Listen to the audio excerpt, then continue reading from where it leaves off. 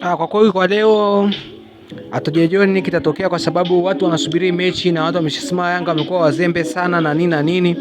Kwa hiyo leo, mechi ya leo ni kata kushoka, yani mechi ya leo itakuwa balaa.